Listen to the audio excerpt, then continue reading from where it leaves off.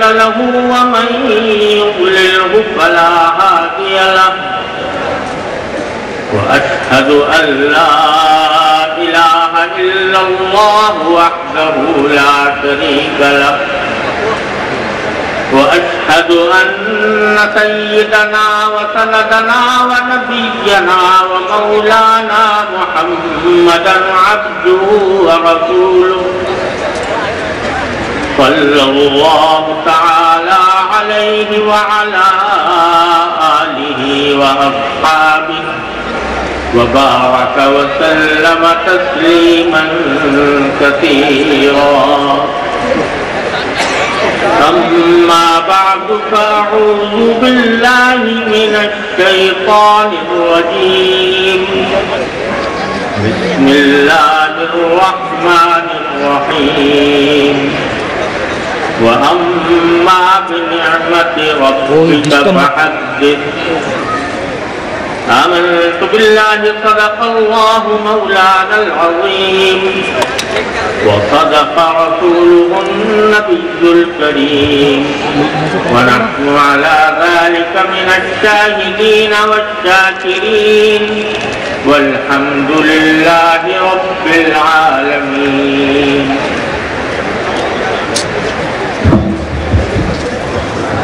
جناب صدر معظم،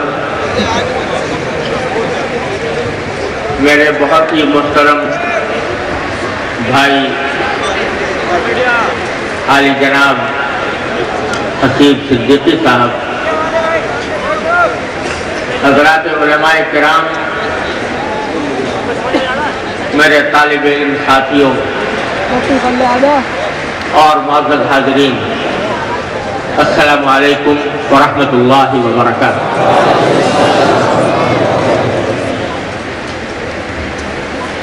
مجھے اللہ تبارک و تعالیٰ نے اپنی زندگی میں بے شمار مقامات پر خطاب کرنے کا موقع عطا فرمایا ہے، ملک میں بھی بیرون ملک بھی، اپنی زبان میں بھی اور دوسری زبانوں میں بھی.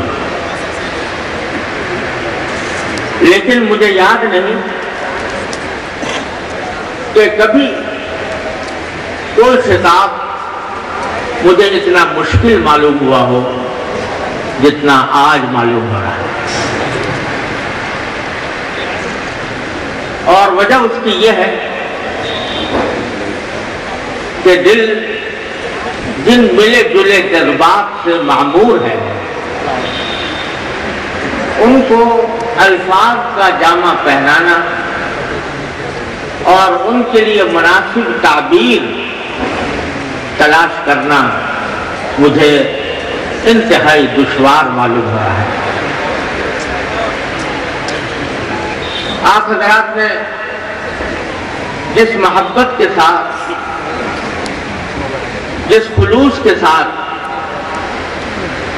مجھ ناکارہ کی عزت افزائی فرمائی اور جس محبت کا معاملہ فرمایا، میرے پاس اس کا شکریہ ادا کرنے کے لیے موضوع الفاظ موجود نہیں.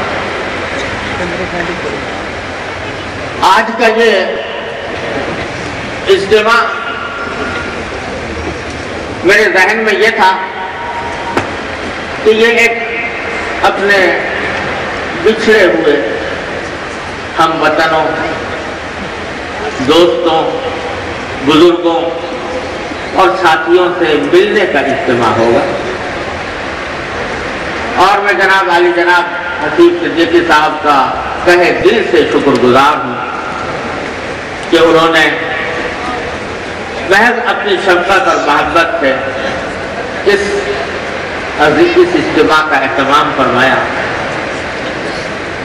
مقصود اس اجتماع کا محض ملاقات، میرے ذہن میں یہ تھا کہ محض ملاقات ہو اور ایک دوسرے کو سے تعارف ہو، لیکن ماشاءاللہ یہ حد نگاہ تک پھیلے ہوئے سر سر ان کا مجھے پہلے سے اندازہ نہیں تھا. اور نہ یہ کہ مجھے کسی طویل خطاب کی نوبت آئی ہے، لہذا اس موقع پر میں اپنی عاجزی کا اعتراف کرتے ہوئے چند تاثرات آپ حضرات کی خدمت میں پیش کرنا چاہتا ہوں۔ اللہ تبارک و تعالیٰ اپنے فضل و کرم سے انہیں صحیح طور پر بیان کرنے کی توفیق عطا فرمائے۔ پہلی بات، جیسا میں نے عرض کیا کہ دل ملے جلے جذبات سے معمور،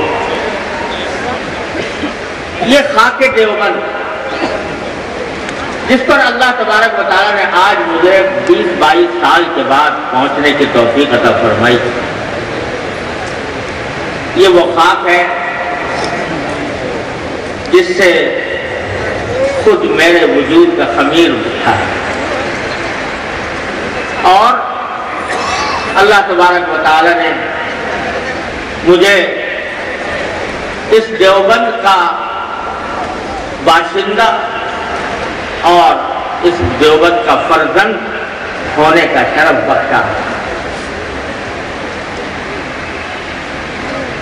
وَأَوَّلُ أَرْضٍ مَسَّ جِلْدِي تُرَابُهَا بِلَادٌ بِهَا حَلَّتْ شَبَابُ تَمِيمَتِي وَأَوَّلُ جِلْدٍ مَسَّ أَوَّلُ أَرْضٍ مَسَّ جِلْدِي تُرَابُهَا۔ تو میں یہ تو نہیں کہہ سکتا کہ بِلَادٌ بِهَا حَلَّتْ شَبَابُ تَمِيمَتِي، اس واسطے کہ میں شباب کے عہد تک پہنچنے سے پہلے ہی یہاں سے رخصت ہو گیا، اور بچپن ہی میں نے اس خاک کو خیرباد کہا تھا۔ لیکن آج 60 سال سے زیادہ مدت گزرنے کے بعد بھی اس خاک کی محبت، اس خاک کا عشق دل و دماغ سے کبھی محو نہیں ہوتا، اور یہ عشق و محبت جو اللہ تبارک و تعالیٰ نے اس خاک دیوبند سے عطا فرمایا، اس کی وجہ صرف یہ نہیں کہ میں یہاں پیدا ہوا، میرے خون کے رشتے یہاں پر موجود ہیں، اور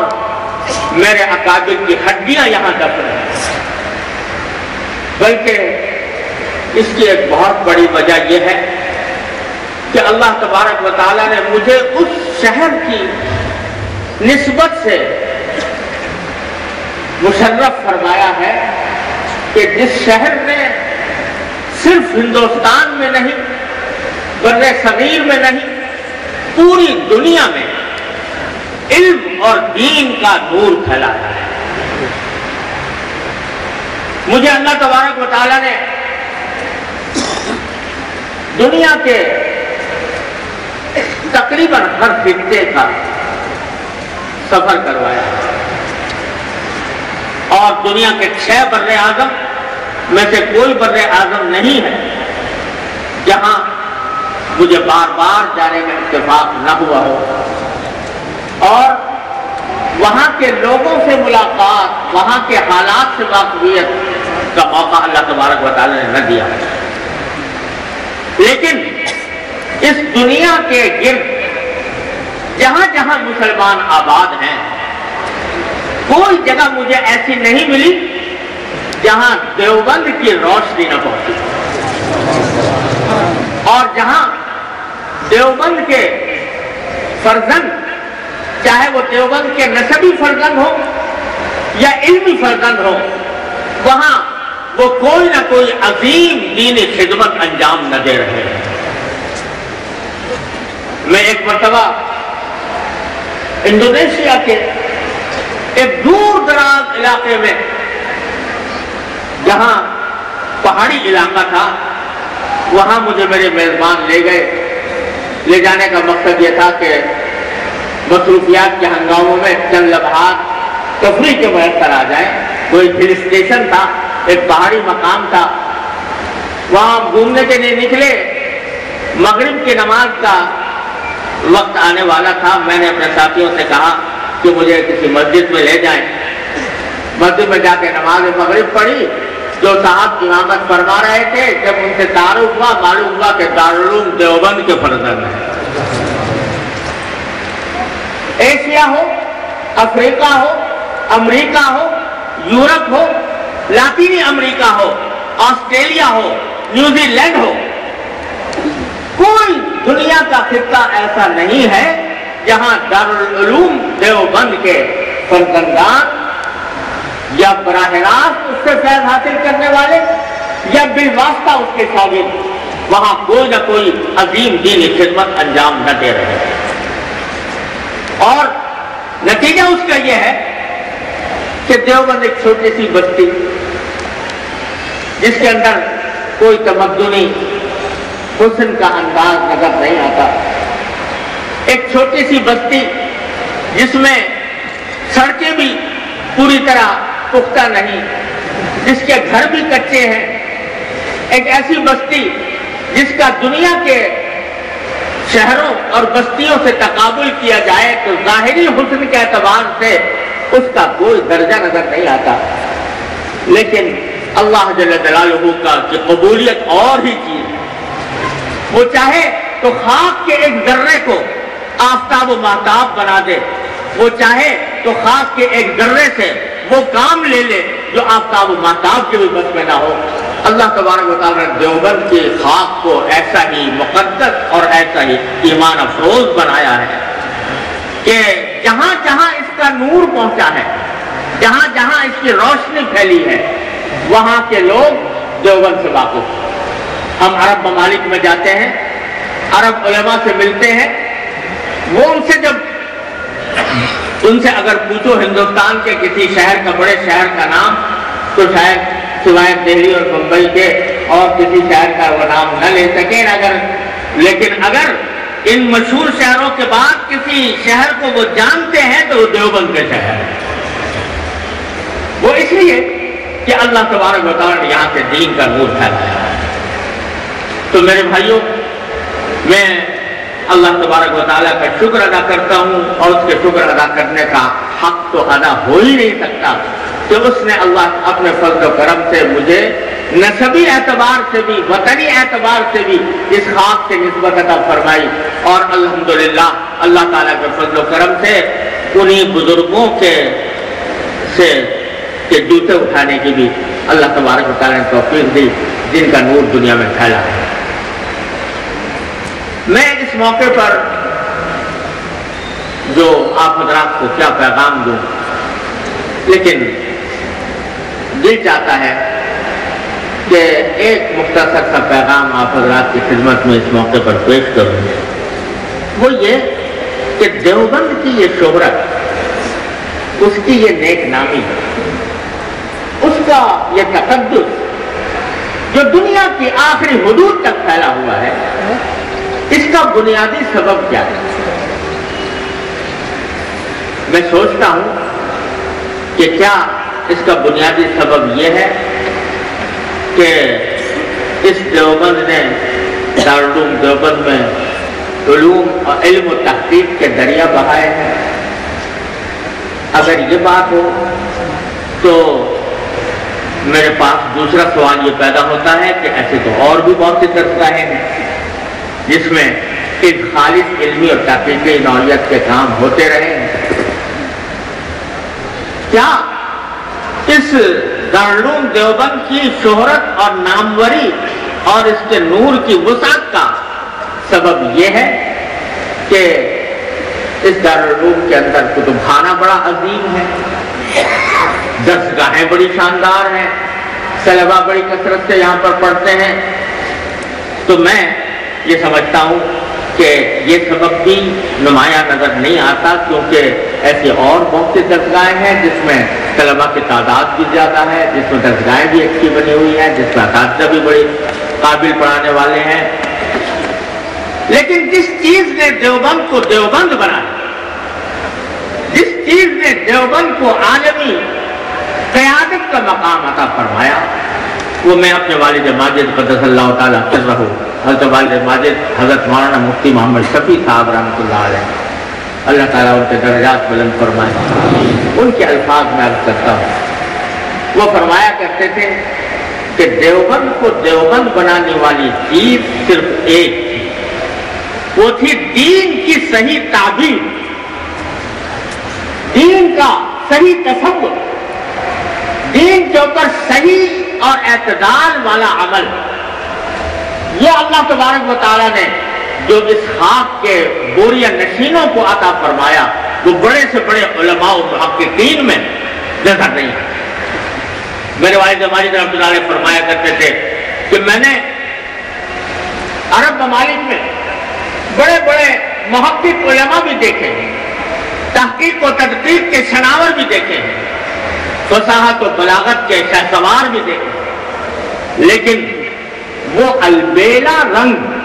جو میں نے اپنے دیوبند کے اکابر کے اندر پایا، وہ ساری دنیا میں کہیں اور نظر نہیں۔ اور پھر یہ شعر پڑھا کرتے تھے کہ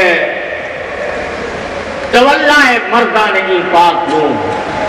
تولائے مردان ای پاک بوم، برنگے ختم خاطر شام و روم۔ وہ فرماتے تھے کہ میں نے اپنے اکابر کو جس طرح پایا، دین کی اور سنت کی جو تعبیر انہوں نے اپنے قول ہی سے نہیں، اپنے عمل سے، اپنے طرز عمل سے، اپنی زندگی کی اداؤں سے دنیا کے سامنے پیش کی ہے، وہ نظیر ہمیں کہیں دنیا میں اور نظر نہیں آئی۔ اللہ تبارک و تعالیٰ نے ما انا علیہ واصحابی کی مجسم تفسیر میرے ان اکابر کو بنایا تھا۔ اور کبھی کبھی یہ بھی فرماتے تھے کہ اولئک آبائی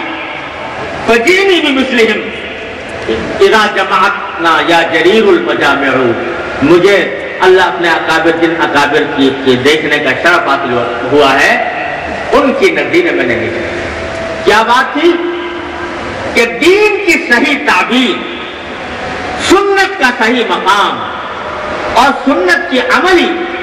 تصویر ان کی زندگی کے اندر رچی بسی ہوئی تھی۔ اور اس کی مثالیں میں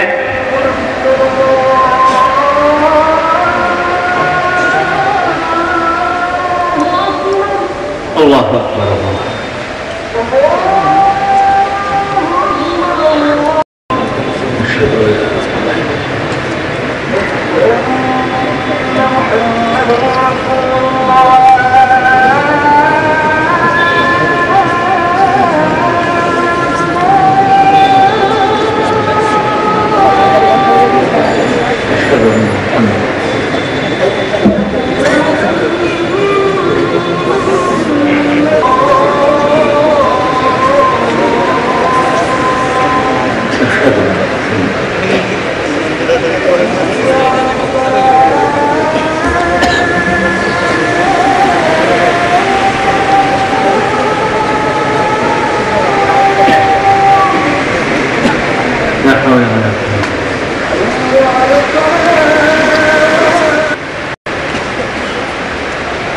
عرض یہ کر رہا تھا کہ میرے والد ماجد قدس اللہ تعالیٰ سرہ جو فرمایا کرتے تھے کہ میں نے بچپن سے 55 تک کا زمانہ دیوبند کے اندر گزارا، اور کبھی اگر دیوبند سے چند دنوں کے لیے بھی باہر جانا پڑتا تھا تو مجھے شاق گزرتا۔ وہ فرماتے ہیں کہ دیوبند کی بنیادی خصوصیت حقیقت وہ بزرگ تھے، وہ لوگ تھے جو ما انا علیہ واصحابی کی صحیح تفسیر اور دین کا جو معتدل مزاج ہے، دین کی جو معتدل تعبیر ہے، وہ اگر ہم نے کہیں دیکھی تو دیوبند کے اکابر میں تھے۔ آپ سب حضرات جانتے ہیں کہ دین کے 5 شعبے ہیں، عقائد ہیں، عبادات ہیں، معاملات ہیں، معاشرت ہے، اخلاق ہے۔ یہ 5 شعبے مل کر دین بنتے ہیں۔ تو میرے والد ماجد قدس اللہ تعالیٰ سے تو فرمایا کرتے تھے کہ عقائد سے لے کر اخلاق تک 5 شعبوں میں ہمارے اکابر نے جو ایک معتدل مزاج اپنی تحریر و تقریر سے بھی اور اپنے عملی زندگی سے بھی پیش کیا، وہ ہے در حقیقت جس کا نام دیوبند۔ عقائد میں دیکھو تو اللہ تبارک و تعالیٰ نے عقائد میں اعتدال، حضرت حکیم الاسلام مولانا قاری محمد طیب صاحب رحمۃ اللہ علیہ کی 2 کتابیں اس موضوع پر موجود ہیں، اور اس میں ایک کے اوپر مجھے بھی کچھ تحریر لکھنے کا اتفاق ہوا ہے، جس میں میں نے یہ عرض کیا تھا کہ مسلک دیوبند کو واضح کرنے کے لیے در حقیقت کسی الگ کتاب کی ضرورت نہیں تھی، کیونکہ یہ کوئی فرقہ نہیں ہے جو جمہور امت سے ہٹ کر پیدا کر دیا گیا ہو۔ آپ عقائد کی کوئی بھی اہل سنت کی کتاب اٹھا کر دیکھ لو، وہ مسلک علماء دیوبند، اور صحیح احادیث قرآن و حدیث سے جو صحیح عقائد ثابت ہیں وہ اٹھا کر دیکھ لو، وہ مسلک علماء دیوبند۔ تو عقائد میں بھی اعتدال، عبادات میں بھی اعتدال، اور معاملات میں بھی اعتدال، معاشرت میں بھی اعتدال، اخلاق میں بھی اعتدال، دین کی یہ صحیح تصویر ہے جن قابل نے پیش کی ہے دنیا کے سامنے۔ اور سب کچھ، وہ ایک جملہ مجھے والد ماجد رحمۃ اللہ علیہ کا کانوں میں گونجتا رہتا ہے، فرمایا کرتے تھے کہ وہ سب کچھ ہو کر بھی کچھ نہیں تھے، یعنی علم و فضل کے پہاڑ ہیں اور تحقیق و تدقیق کے شناور ہیں، لیکن ان کے سراپا کو دیکھو تو ایسا معلوم ہوتا تھا کہ ان کو اپنے علم و کمال کی کوئی ہوا بھی نہیں لگی۔ حضرت نعمت رحمۃ اللہ علیہ فرماتے تھے کہ اگر 2 حرف علم کی تہمت قاسم کے نام پر نہ ہوتی تو لوگوں کو پتہ بھی نہ چلتا کہ قاسم کہاں پیدا ہوا تھا اور کہاں مرا۔ یہ لوگ تھے۔ حضرت مفتی عزیز الرحمان صاحب قدس اللہ تعالیٰ سرہ، مفتی اعظم ہند، جن کے فتاویٰ 10 جلدوں میں ابھی چھپے ابھی تک ناتمام ہیں، ان کے بارے میں وہ ہمارے نسبی اعتبار سے بھی ان سے رشتہ داری تھی۔ میرے والد ماجد صلی اللہ علیہ وسلم فرماتے تھے کہ دارالعلوم جانے سے پہلے اپنے قرب و جوار کی بیواؤں کے گھر جا کر ان سے کہا کرتے تھے کہ بیوی کسی کو کوئی سودا طلب منگانا ہو تو مجھے بتا دو، میں بعد آ کے تمہیں سودا طلب لے کر جاؤں۔ اور جانے سے پہلے بیواؤں کے گھروں میں جا کر ان سے سودا طلب کی تفصیل معلوم کر کے بازار سے خرید کر بیواؤں کے گھروں میں پہنچاتے تھے۔ اور بعض اوقات کوئی خاتون یہ کہتی کہ مولوی صاحب آپ کو تو میں نے ہرا دھنیا کہا تھا، آپ پودینہ لے آئے، یا آپ کو میں نے پاؤ بھر کہا تھا، آپ آدھا پاؤ لے آئے۔ تو کہتے بیوی کچھ فکر نہ کرو، میں ابھی جاتا ہوں اور مجھ سے غلطی ہو گئی، دوبارہ وہ جا کر تمہاری مطلب کی چیز لے آتے، دوبارہ جاتے، دوبارہ پہنچا دیتے۔ یہ تھا مفتی اعظم ہند۔ نہ کوئی غرور ہے، نہ کوئی تکبر ہے، نہ اپنی ذات کے کمال کا کوئی احساس ہے، اپنے آپ کو مٹائے ہوئے ہیں، فنا کیے ہوئے ہیں۔ فرماتے تھے یہ سب کچھ ہو کر بھی کچھ نہیں ہے۔ معاشرت کو دیکھو تو آج کی دنیا میں لوگوں نے دین نام رکھ لیا ہے صرف عقائد و عبادات۔ معاملات میں حلال و حرام کی فکر نہیں، معاشرت میں حلال و حرام کی فکر نہیں، معاشرت کو دین سے خارج ہی کر دیا گیا، گویا دین کا حصہ ہی نہیں تھا، حالانکہ یہ دین کا عظیم حصہ ہے معاشرت، اور اس کے بارے میں قرآن کریم اور نبی کریم صلی اللہ علیہ وسلم کی احادیث بھری ہوئی ہیں۔ المسلم من سلم المسلمون من لسانه ويده، یہ ارشاد ہے نبی کریم صلی اللہ علیہ وسلم کا، جو تمام معاشرت کے اصولوں کی بنیاد۔ لیکن ہم بھول چکے ہیں اور اس کی خلاف ورزیاں کرتے ہیں، اور خلاف ورزیاں کرنے کے بعد یہ احساس بھی نہیں ہوتا کہ ہم کسی گناہ کا ارتکاب کر رہے ہیں۔ لیکن ان بزرگوں کا معاملہ یہ تھا، میں نے اپنے والد ماجد صلی اللہ تعالیٰ وسلم سے سنا کہ ان کی معاشرت اتنی سادہ اور اتنی دوسروں کے خیال پر مبنی تھی کہ اپنی ذات سے کسی بھی دوسرے انسان کو کوئی ادنا تکلیف نہ پہنچے۔ انہی حضرت مفتی عزیز الرحمان صاحب رحمۃ اللہ علیہ کے بارے میں میں نے اپنے والد ماجد رحمۃ اللہ علیہ سے سنا کہ بعض اوقات کوئی شخص کوئی غلط بات کہہ دیتا تھا،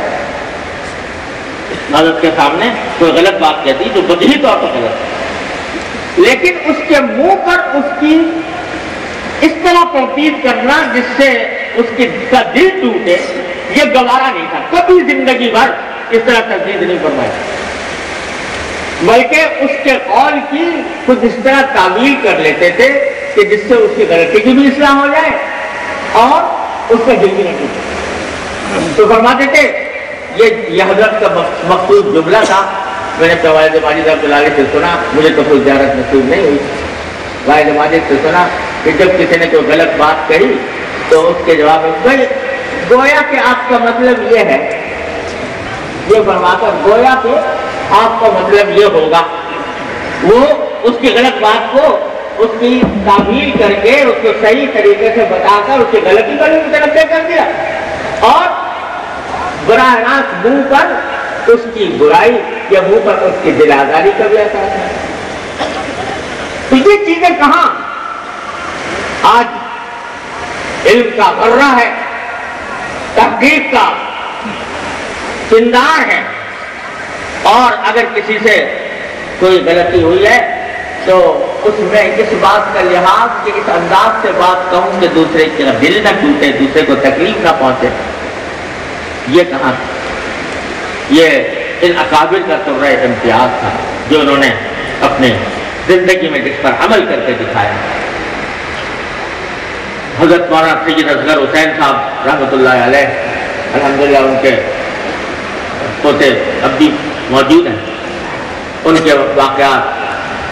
حضرت مدنی قدس اللہ تعالیٰ سرہ کے واقعات میں نے جو اپنے والد ماجد سے سنے کہ اتنا بڑا شیخ الاسلام اور اپنے استاد کے لیے مدنی شیخ الہند رحمۃ اللہ علیہ کے گھر میں شادی تھی، تو حضرت مدنی رحمۃ اللہ علیہ کو میں نے دیکھا، خود اپنی آنکھوں سے دیکھا کہ اپنے جبکہ اس وقت شیخ الحدیث تھے، وہ اپنے سر کے اوپر مٹکا رکھ کر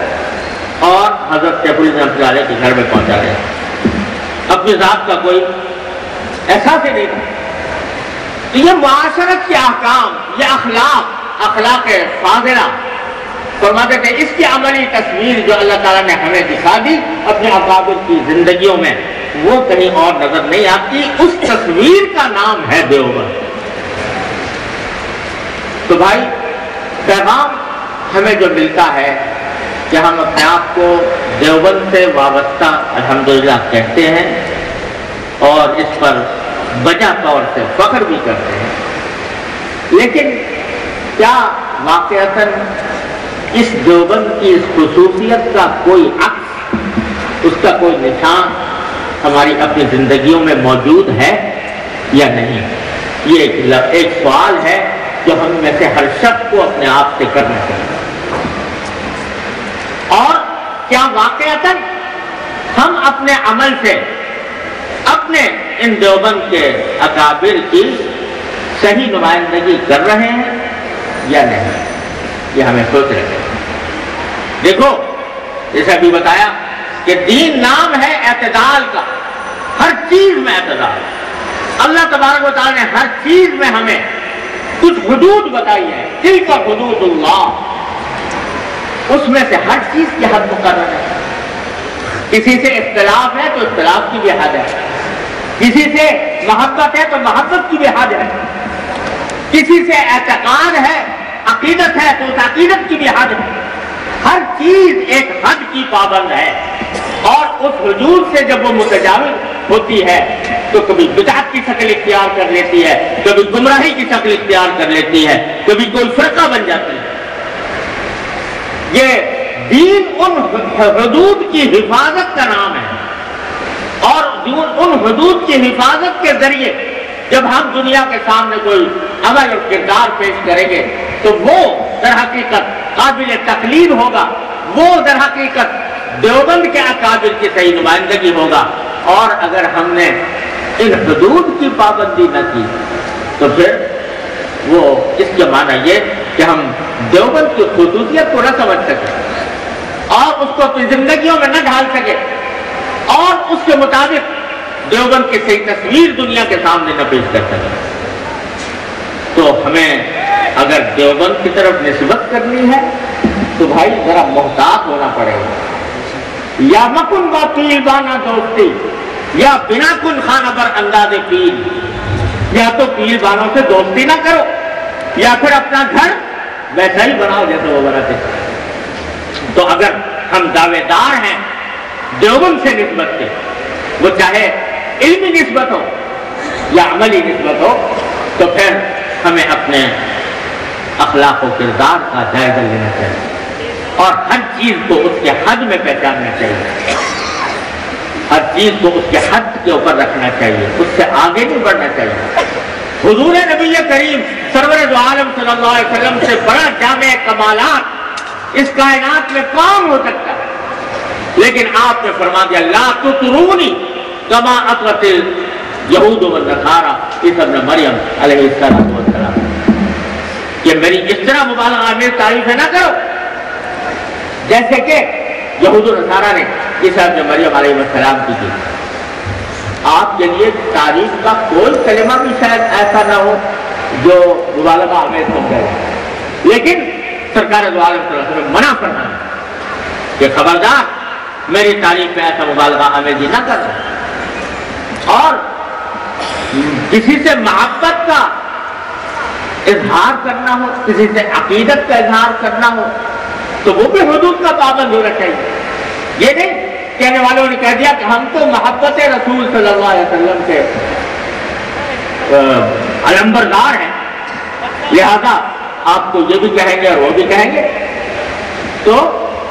یہ محبت حدود سے متجاوز ہو گئی، اس نے بدعت یا شرک کے سرشکل اختیار کر لی، اور محبت سے بعض اوقات اسلامی احکام کی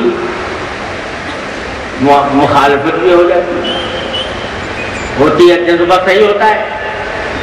اور قابل قدر ہوتا ہے، مگر متنبی کہہ گیا ہے وقد یوزا من قتل حبیب، تو اس سے تکلیف پہنچ جاتی ہے، یا محبوب کو تکلیف پہنچ جاتی ہے یا محبوب کے ساتھ رکھنے والوں کو تکلیف پہنچ جاتی ہے۔ قرآن کریم میں نبی کریم سرور دو عالم صلی اللہ علیہ وسلم نے ہمیں یہ تعلیم دی کہ ہم اپنی زندگی کو نظم و ضبط کا پابند بنائیں۔ دیکھیے پوری سورہ صافات، وہ صافات صفا، قسم کھائی اللہ تبارک و تعالیٰ نے صف بنانے والوں کو جو صف بناتے ہیں، لیکن وہ کس لیے؟ مفسرین فرماتے ہیں کہ یا تو اس سے مراد وہ فرشتے ہیں جو سب بنا کر اللہ تبارک و تعالیٰ کی بارگاہ میں کھڑے ہوتے ہیں، یا وہ نمازی ہیں جو صف سیدھی کر کے نماز کے اندر کھڑے ہوتے ہیں، یا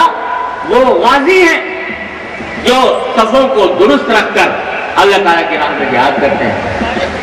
لیکن تینوں صورتوں میں تعریف اس بات کی فرمائی گئی کہ یہ سارے کام ایک بھیڑ بھڑکا سے بھی ہو سکتے تھے، عبادت میں بھیڑ بھڑکا بھی ہو سکتی تھی، ڈکا پیل بھی ہو سکتی تھی، لیکن تعریف اس بات کی فرمائی اللہ تعالیٰ نے جس کے قسم کھائی کہ یہ بد نظمی کے ساتھ اور بے ترتیبی کے ساتھ اور اس طرح لاقانونیت کے ساتھ یہ عبادت نہیں کرتے، عبادت کرتے ہیں سب بنا کر کرتے، یہ قسم کھائی اللہ تعالیٰ نے۔ تو ہمیں نظم و ضبط کی تلقین فرمائی گئی، مسجد میں جاؤ تو یہ آداب ہے، مسجد میں سب بناؤ، تو یہ حکومت کا اتنا بڑا حکم دیا نبی کریم صلی اللہ علیہ وسلم نے۔ لیکن اگر ہم اس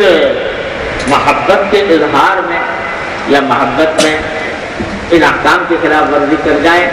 تو بھائی یہ دیوبند والی بات نہ ہو، یہ پھر دیوبند کے اکابر والی بات نہ ہو۔ لہٰذا میری گزارش یہ ہے کہ دیکھو جلسے ولسے بہت ہوتے ہیں اور اجتماعات بھی ہیں اور وہ محض رسمی ہو کر ختم ہو جائے۔ اگر رسمی طور پر کوئی اجتماع کرنا ہو تو چلو وہ زیادہ سے زیادہ مباح ہو، لیکن اجتماع وہ ہے جس میں آدمی کوئی سبق لے کر اٹھے اور اپنی زندگی میں اس کی بنا پر کوئی تبدیلی لانے کا عزم کرے، وہ ہے اجتماع صحیح معنی میں، ورنہ نشستن و گفتن وہ برخاست، وہ شادی کچھ ہے۔ لیکن اگر اجتماع اس لیے ہے کہ بھائی دین کی کوئی بات سیکھی اور آج سے ہم نے اس پر عمل کرنے کا عزم پکا کر لیا، تو وہ اجتماع اللہ تبارک و تعالیٰ کے فضل و کرم سے بڑا عظیم اجتماع ہے، اس کے فوائد دنیا اور آخرت میں ملیں گے، وہ دنیا کے لیے ایک مثال بنے۔ تو میں آج یہ گزارش کرنا چاہتا ہوں، پہلے اپنے نفس سے اور اس کے بعد تمام حاضرین، کہ آج ہم اس اجتماع سے یہ سبق لے کر اٹھیں کہ ہم جن بزرگوں سے وابستہ ہیں، جن کی بنا پر دیوبند بنا، ان کی سیرتوں کو پڑھیں گے اور ان کی سیرتوں کو اپنی زندگیوں میں اپنانے کی کوشش کریں گے، جن میں ایک اہم مسئلہ یہ کہ دین صرف عبادات اور عقائد کا نام نہیں، دین معاملات کی بھی درستی کا نام ہے، معاشرت کی بھی درستی کا نام ہے، اخلاق کی بھی درستی کا نام ہے۔ اب میں بہت ساری تفصیل میں نہیں جا سکتا، ماشاءاللہ آپ سب حضرات اہل علم ہیں، تو جو علم دین کے طالب ہیں، لہذا میں بہت زیادہ تفصیل میں نہیں جاتا، لیکن اس کو اگر ہم یہ عزم لے کر اٹھیں اور اس کا نظارہ اس طرح ہوگا کہ جب یہ اجتماع ختم ہو تو اس کے بعد یہ دیکھیں کہ واقعی اس نظم و ضبط کے ساتھ ختم ہوتا ہے یا اسی بھیڑ بھڑکے کے ساتھ ختم ہوتا ہے جس طرح شروع ہوتا ہے۔ کیوں بھائی بتائیے نظم و ضبط کے ساتھ ہوگا، ترتیب کے ساتھ ہوگا، کسی کو تکلیف نہیں پہنچے گی، کسی کو دھکا نہیں دیا جائے گا، کسی کو دھکا پیل نہیں ہوگی، وعدہ ہے نا؟ تو اگر یہ فائدہ حاصل ہو گیا تو انشاءاللہ بہت بڑا فائدہ کہ یہ ایک بہت بڑی ایک نمائندے آپ کی طرف سے ایک نمائندہ۔ میں ایک بات اور عرض کر کے بات ختم کروں، ہاں نماز کو رکھو، چلیے بات ہے، ہاں تو بس جی